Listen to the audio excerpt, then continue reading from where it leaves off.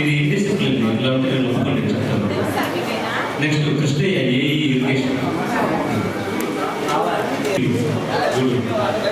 వీళ్ళందరినీ కూడా SST teams అంటారు. ఎస్ఎస్టీ అంటే స్టాటిక్ ఏఈఆర్టీ. ఓకే, వీళ్ళు ఫ్లయింగ్ స్క్వాడ్. ఇప్పుడు చదివే వాళ్ళతో flying squad. Manohar Goud UOPRD Chittamuru. Next Gopi D Shabbi Ahmed AE housing Gudur. Akhil MPT రాలేదు. తహసీల్దార్ చెప్పాను కదా, నేను చెప్తున్నాను.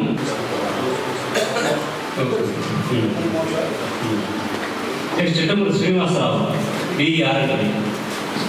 Reserve Sandeep DT. Rajasekhar AE. మీరేనా? Okay. Team 2 Srinu AE. Next assembly level master trainers Srinivasaraju AS, Ravi teacher, Ramachandra. 2024 సంవత్సరం సార్వత్రిక ఎన్నికలు లోక్సభ మరియు అసెంబ్లీకి ఏకకాలంలో ఎన్నికలు జరుగుతున్నాయి. దీనికి సంబంధించి ఈరోజు మధ్యాహ్నం 3 గంటలకి ఎలక్షన్ కమిషన్ షెడ్యూల్ రిలీజ్ చేస్తుంది. ఆ షెడ్యూల్ ప్రకారము ఏ రాష్ట్రాలలో ఏ విడతలో ఎలక్షన్స్ జరుగుతాయి, ఎప్పుడు కౌంటింగ్ ఉంటుంది అన్న విషయాలన్నింటినీ కూడా షెడ్యూల్లో ప్రకటించడం జరుగుతుంది.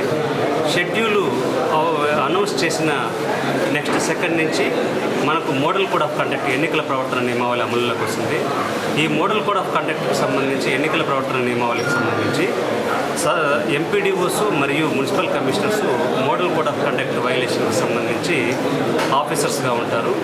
దీనికి సంబంధించి మనకు ప్రభుత్వ కార్యాలయాలు మరియు ప్రభుత్వ సాయం పొందుతున్న కార్యాలయాల్లో ఎలాంటి గవర్నమెంట్కు సంబంధించిన పోస్టర్లు కానీ, బ్యానర్స్ కానీ, ఫొటోస్ కానీ ప్రభుత్వానికి సంబంధించింది ఏమీ ఉండకూడదు. అలాగే ఈ గవర్నమెంట్ ప్రాపర్టీలో, తర్వాత ప్రైవేట్ ప్రాపర్టీలో కూడా మనకు ఎక్కడ చూసినా ఇవి బ్యానర్స్ కానీ, ఫ్లెక్సీలు కానీ, తర్వాత జెండాలు కానీ ఇవన్నీ కూడా ఉంటాయి. వీటికి సంబంధించి మనకు 24 గంటల్లో వాటిని తొలగించి రిపోర్ట్స్ ఇవ్వాలి. దీనికి డీఫేస్మెంట్ ఆఫ్ పబ్లిక్ ప్రాపర్టీకి సంబంధించి వాల్ పోస్టర్లు, గోడ పత్రికలు మరియు బ్యానర్లు, తర్వాత ఇవి పాంప్లెట్స్ ఇవన్నీ కూడా కట్టింటారు పార్టీలకు సంబంధించిన స్లోగన్స్, అవి కూడా అన్నింటినీ తొలగించాలి. తర్వాత జాతీయ నాయకులు అంబేద్కర్ కానీ, తర్వాత మహాత్మా గాంధీ కానీ, స్వామి వివేకానంద కానీ, తర్వాత మదర్ తెరెసా అలాంటి విగ్రహాలు కాకుండా రాజకీయ పార్టీలతో సంబంధం ఉన్న ప్రతి ఒక్క విగ్రహాన్ని కూడా పాదం నుంచి తల వరకు వైట్ క్లాత్తోనే క్లోజ్ చేసి వాటిని కూడా క్లోజ్ చేసినట్లు సర్టిఫికెట్ ఇవ్వాలి. అలాగే ప్రభుత్వ వెబ్సైట్లలో ఏదైతే ఉందో ఆ వెబ్సైట్లలో ప్రభుత్వ కార్యక్రమాలు, ప్రభుత్వం యొక్క అప్లోడ్స్, బ్యానర్లు అన్నింటినీ కూడా తొలగించాలి. అలాగే గ్రామ వాలంటీర్లు ఈ ఎన్నికల విధులలో ఎవరైనా పాల్గొంటే ఆ గ్రామ వాలంటీర్లని రిమూవ్ ఫ్రమ్ ద సర్వీస్ చేస్తూ వారిపైన క్రిమినల్ కేసు కూడా మనం బుక్ చేయడం జరుగుతుంది. అలాగే అన్ని టీమ్స్ ఇప్పుడు యాక్టివేట్ అయిపోతున్నాయి. ఈరోజు ఎన్నికల ప్రవర్తన నియమావళికి సంబంధించిన model code of conduct teams, అలాగే ఎస్ఎస్టీ టీమ్స్. ఈ ఎస్ఎస్టీ టీమ్స్ మనకు గూడూరులో జాతీయ, అంతర్జాతీయ సరిహద్దుల్లో వీటిని ఏర్పాటు చేసి అక్కడ ఎస్ఎస్టీ టీమ్స్లో గవర్నమెంట్ ఆఫీసర్స్, తర్వాత పోలీస్ పర్సన్స్, వీడియోగ్రాఫర్స్ కూడా అందుబాటులో ఉంటారు. వీళ్ళందరూ అక్కడ రౌండ్ ద క్లాక్ ఉండి ఏ వెహికల్స్లో ఓటర్లను ప్రలోభపెట్టే డబ్బులు కానీ, వస్తువులు కానీ ఏమైనా ఉన్నాయి వాటిని కూడా ప్రాపర్ పంచనామా మరియు వీడియోగ్రఫీ తీసి వాటిని సీజ్ చేసి మన డిస్ట్రిక్ట్ ఎలక్షన్ అథారిటీకి హ్యాండ్ ఓవర్ చేయడం జరుగుతుంది. దీనికి సంబంధించి ఏ వ్యక్తి కానీ 50,000 రూపాయల కంటే ఎక్కువగా డబ్బులు క్యారీ చేయకూడదు. అంతకన్నా ఎక్కువగా క్యారీ చేస్తున్న వ్యక్తులు ఎవరైతే ఉన్నారో ప్రాపర్ అక్నాలెడ్జ్మెంట్స్ను ఆ ఎస్ఎస్టీ టీంకు చూపించేసి వాళ్ళు ట్రాన్స్పోర్ట్ చేసుకోవచ్చు. అలాగే ఓటర్లను ప్రలోభపెట్టే గడియారాలు కానీ, కుక్కర్లు కానీ, ముక్కుపుడకలు కానీ, చీరలు కానీ, క్రికెట్ కిట్లు కానీ, అలాగే ఏదైనా హోటల్స్లో లేదా చికెన్ మటన్ షాపుల్లో ఉన్న కూపన్స్ కానీ, అలాగే ఏదైనా ఒక పార్టీ ఒక వ్యక్తులు ఒక నెంబర్ నుంచి గూగుల్ పేలు, పేటీఎంలు ఎక్కువగా చేస్తుంటే ఆ పేటీఎంలు, గూగుల్ పేలు చేసే ఎక్కువ నెంబర్లను కూడా వాళ్ళ ఆ మొబైల్ నెంబర్ తీసుకుని వాళ్ళ ఐపీ అడ్రస్ ద్వారా ఏ వ్యక్తికి ఎందుకు ఎన్నిసార్లు నువ్వు ఫోన్పే చేశావు, ఇది ఓటర్లను ప్రలోభ పెట్టే విధంగా ఉంది అనే నిరూపణ అయితే మాత్రం వారిపైన క్రిమినల్ కేసు పెట్టడం జరుగుతుంది. అలాగే మనకు పెయిడ్ న్యూస్కి సంబంధించి ఎవరైనా ఫలానా వ్యక్తి భారీ మెజార్టీతో గెలవబోతున్నారో, ఫలానా వ్యక్తి పైన లేనిపోని ఆరోపణలు చేస్తే ఆ ఎంసీ టీం కూడా దీన్ని కాన్స్టిట్యూట్ చేసి ఆ పెయిడ్ న్యూస్ పైన కూడా చర్యలు తీసుకొని క్రిమినల్ కేసు ఫైల్ చేయడం జరుగుతుంది. అలాగే ఎవరైనా ప్రింటింగ్ ప్రెస్ యజమానులతో కూడా మేము మీటింగ్ పెట్టుకోవడం జరుగుతుంది. ఎవరైనా పాంప్లెట్స్ వేయించాలనుకున్నా, లేకపోతే వాల్ పోస్టర్లు వేయించాలనుకున్నా మనకు రిటర్నింగ్ ఆఫీసర్ దగ్గర పర్మిషన్ తీసుకొని ఏ రాజకీయ పార్టీ ఏ వ్యక్తి అయితే ఎన్ని కాపీలు ముద్రితం చేస్తున్నారో వాటి పొడవు వెడల్పు, ఎన్ని కాపీలు కలర్ ప్రింటా బ్లాక్ అండ్ వైట్ అనేసి నిర్దేశించిన రేటు ప్రకారం ఆ పొలిటికల్ పార్టీ మరియు అతను కంటెస్ట్ చేసే వ్యక్తి యొక్క ఎలక్షన్ ఖాతాలలో అకౌంట్లో జమ చేయడం జరుగుతుంది. ఒక అసెంబ్లీకి పోటీ చేసే వ్యక్తి గరిష్టంగా 40 లక్షల రూపాయలు మరియు పార్లమెంటుకు పోటీ చేసే వ్యక్తి గరిష్టంగా 95 లక్షల రూపాయలు మ్యాక్సిమం ఖర్చు పెట్టచ్చు. అంతకన్నా ఎక్కువ అసెంబ్లీకి సంబంధించి 40 లక్షల కంటే ఎక్కువ, పార్లమెంట్లో 95 లక్షల కంటే ఎక్కువ ఎవరైనా ఖర్చు పెట్టి 1 లక్ష మెజారిటీతో గెలిచినా కూడా ఆ వ్యక్తి అనర్హుడుగా మనము నిర్ణయించడం జరుగుతుంది. దీనికి సంబంధించి ఒక కమాండ్ సెంటర్ కంట్రోల్ రూమ్ కూడా మనకు ఏర్పాటు చేయడం జరిగింది. ఈ కంట్రోల్ రూమ్ నుంచి అన్ని టీమ్స్ని మేము కోఆర్డినేట్ చేసుకొని అన్ని టీమ్స్ యొక్క రిపోర్ట్స్ కూడా మనం వాళ్ళకి సబ్మిట్ చేయడం జరుగుతుంది. అలాగే ఫ్లయింగ్ స్క్వాడ్కి సంబంధించి తర్వాత వీళ్ళు విజిల్ కొత్తగా ఉన్న విజిల్ యాప్ని డౌన్లోడ్ చేసుకొని ఎవరైనా కంప్లైంట్ చేయాలంటే నేరుగా కంప్లైంట్ చేయొచ్చు.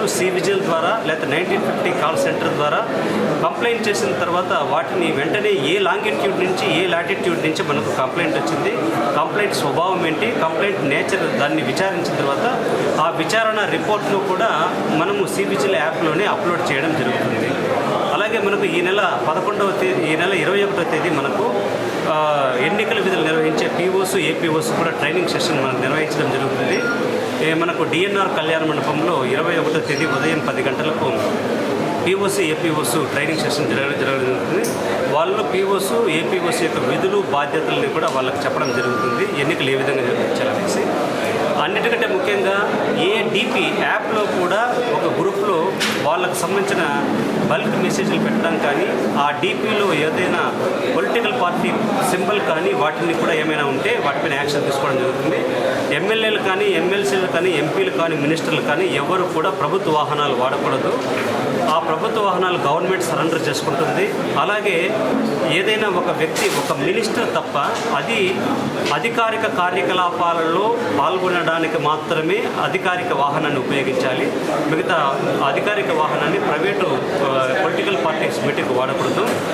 ఎవరైనా ఏమైనా మీటింగులు కానీ, ర్యాలీలు కానీ, అలాగే వెహికల్ పర్మిషన్లు కానీ, వాళ్ళ ప్రచార రథాలు కానీ ఏవైతే ఉన్నాయో వాటికి సంబంధించి పర్మిషన్లు రిటర్నింగ్ ఆఫీసర్ దగ్గర తీసుకోవాలి. రిటర్నింగ్ ఆఫీసర్ పర్మిషన్ లేకుండా ఎన్నికల కార్యకలాపాలలో పాల్గొనే ఏ వెహికల్ కానీ సీజ్ చేయడం జరుగుతుంది. అలాగే వాటికి సంబంధించి లౌడ్ స్పీకర్స్ కూడా మనకు డిఎస్పీ గారి నుంచి లౌడ్ స్పీకర్స్ ర్యాలీలకు కానీ, తర్వాత సమావేశాలకు కానీ వాటికి సంబంధించి రిటర్నింగ్ ఆఫీసర్ పర్మిషన్ ఇవ్వడం జరుగుతుంది. ఇక్కడ ఈ స్టార్ క్యాంపెయినర్స్, తర్వాత ఎవరైనా పెద్ద బహిరంగ సభలు, పార్టీ నిర్వహించే సభలకు, సమావేశాలకు సంబంధించి కూడా పర్మిషన్లు తీసుకోవాలి. ఎవరైనా వీవీఐపీస్ హెలికాప్టర్ల ద్వారా వచ్చి ఇక్కడ ల్యాండింగ్ అయ్యి ప్రచారాన్ని తీసుకోవాలంటే కూడా హెలిప్యాడ్ పర్మిషన్ కూడా మా దగ్గర తీసుకోవాల్సి వస్తుంది.